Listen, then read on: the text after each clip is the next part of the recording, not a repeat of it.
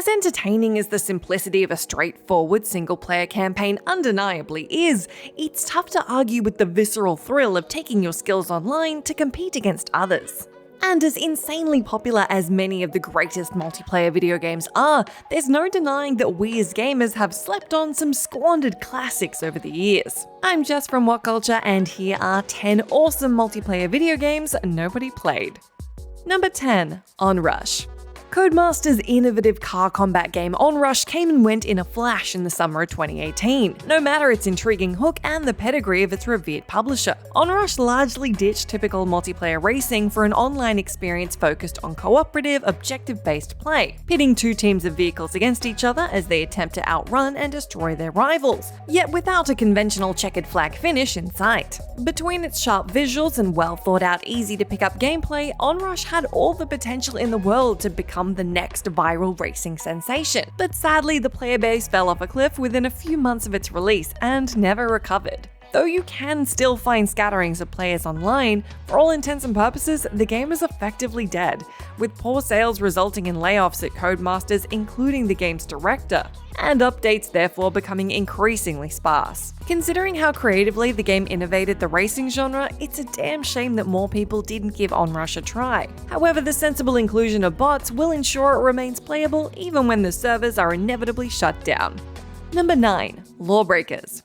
Lawbreakers. Easily one of the most surprising failures on this list, Cliff Bleszinski's frenetic FPS had a lot going for it on paper. An arena shooter with a neat gravity-defying gimmick and a unique enough aesthetic in a crowded genre. And yet, despite being relatively well received by critics and players alike for its fast-paced gameplay, interest in the game quickly dwindled post-release, leading to Lawbreakers becoming free-to-play barely 10 months after release, and being shut down entirely another 3 months later. Though Bleszinski's made the rather boneheaded assertion that the game failed because he was too political, its fast petering out can be better attributed to the market becoming oversaturated with Me Too Overwatch clones. Its more serious-minded tone, the fact it probably should have been free-to-play from the beginning, and it releasing just as the Battle Royale boom, headed up by PUBG, was kicking off. It's an unfortunate collision of bad timing and business miscalculations, because on the pure merits of its actual quality, Lawbreakers had everything it needed to carve out a firm niche for itself, even in the saturated multiplayer FPS arena. Number 8. Massive Action Game, MAG.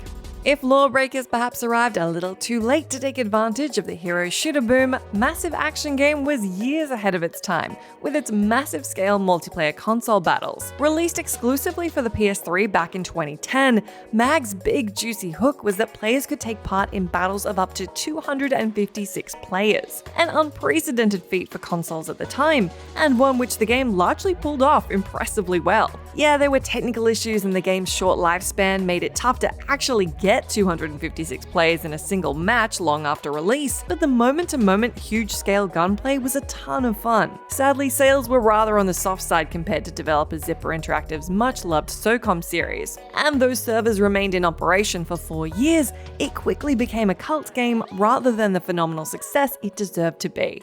Number 7. Shadowrun. Inspired by the RPG of the same name, Shadowrun was a 2007 FPS which brought a totally distinct flavor to the genre arena, melding typical fetishistic gunplay with arcane fantasy elements. The result was a ludicrously entertaining 16-player online kill fest, where players were encouraged to experiment with the platter of available skills and races to see what worked best for them, ensuring that if nothing else, there was nary a dull moment to be found. The Counter-Strike-inspired buying system forced players to make tough decisions about what to bring to the battlefield, and in many ways it feels like a precursor to some of the more refined hero shooters we see today. Sadly, Shadowrun never became more than a cult fave due to both being locked to the widely loathed Windows Vista OS and its excessive launch price for the modest, if we're being kind, amount of content on offer. Yet what Shadowrun offered, it offered with personality and gusto, even if being eclipsed by the release of Call of Duty 4 Modern Warfare mere months later was all but inevitable. Number 6. Gigantic. Gigantic was a MOBA/hero shooter which truly should have stood out among the rest, what with its enticing gorgeous art style, neat character designs, and incredibly Moorish central gameplay loop. Yet Gigantic was in trouble from the jump, given that a large portion of its dev team was laid off almost 18 months before the game was finally released. And in an extremely crowded market, it simply failed to find the mindshare necessary to be commercially worthwhile. And so, despite enthusiastic reviews and a small but loyal cult of hardcore fans, Gigantic's player base cratered to less than 200 concurrent users on Steam within a few months.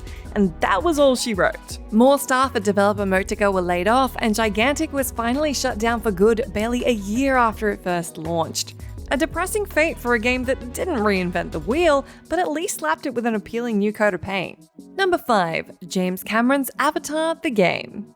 Even with James Cameron's involvement, Avatar: The Game couldn't find a way to break the movie-licensed video game curse, at least as far as its mediocre single-player campaign was concerned. The online multiplayer mode was a wholly different beast, however, with 16 players able to duke it out in epic battles between the Na'vi and human RDA forces. Beyond the solid wealth of maps and gameplay modes on offer, the multiplayer feels like a more accurate translation of Cameron's movie than the campaign, focused on the utter chaos of two diametrically opposed forces slugging it out. The map design was inspired, the sheer variety of assault options on both sides was terrific, and while it wasn't the most balanced game in the world, it was a credit to what games based on movies actually could be. Sales were middling due to mixed reviews, yet the sparsely populated servers at least stayed online for almost 5 years. With the Division devs Massive Entertainment currently working on a tie-in to Avatar 2, hopefully it'll offer up a similarly dynamic and compulsively addictive multiplayer suite.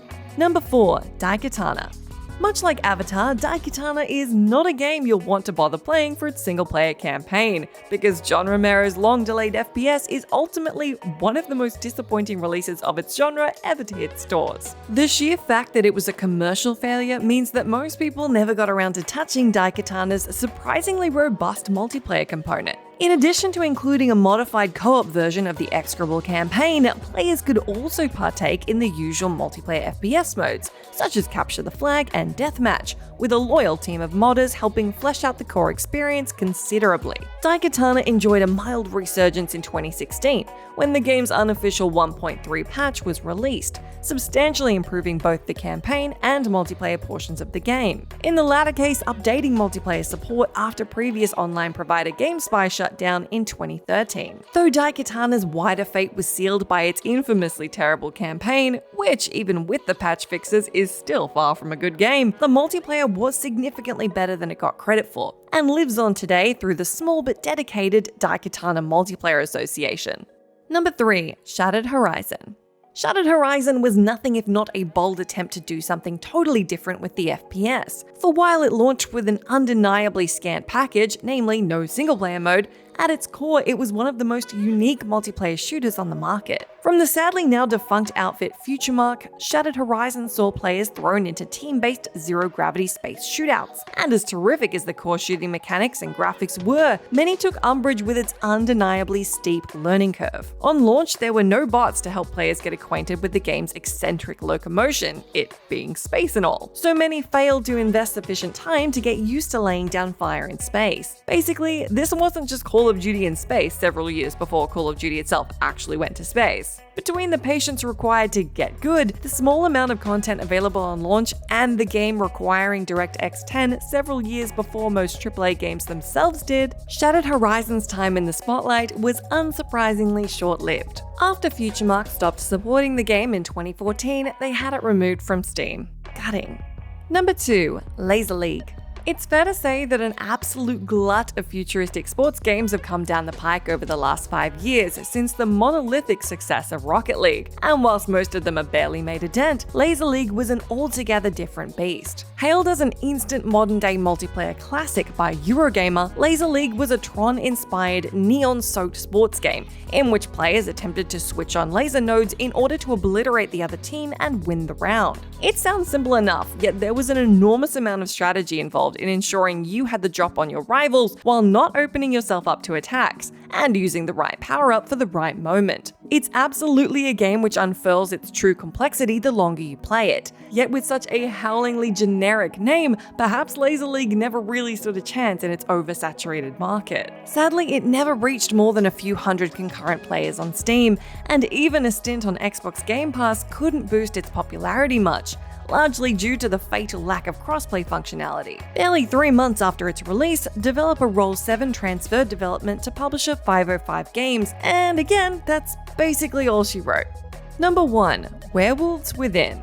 Werewolves Within was one of the first great multiplayer games for VR platforms, but like almost all online VR games, it was always going to struggle with one thing: maintaining a player base. Even so, the first few months of the game's life were extremely promising, delivering up a VR version of the classic social deduction game that benefited enormously from VR's social features, namely inbuilt microphones. And though a passionate player base sustained in those early months thanks to cross-play support between PSVR and PC VR platforms, players eventually discovered a game-breaking exploit which allowed knowing villagers and werewolves alike to manipulate the game's outcome in their favor. And so many frustrated players stepped away from the game while waiting for Ubisoft to deliver a patch. However, it ultimately took several months for them to do so, by which point most had moved on to other games and simply never returned. Today, Werewolves Within is effectively a desolate wasteland where finding players even through exterior matchmaking sites is now extremely difficult. It's a really depressing fate for a game which was a formative VR experience for so many people, and one of the most ludicrously entertaining multiplayer games of the entire generation. That's it for this list, but do let me know down in that comment box if you can think of any other awesome multiplayer video games which nobody played. Except for you, I assume. I'm Jess from WhatCulture. Thank you so much for hanging out with me. You can come say hi to me on my Twitter where I'm @JessMcDowell, but make sure you stay tuned to us here for plenty more great content.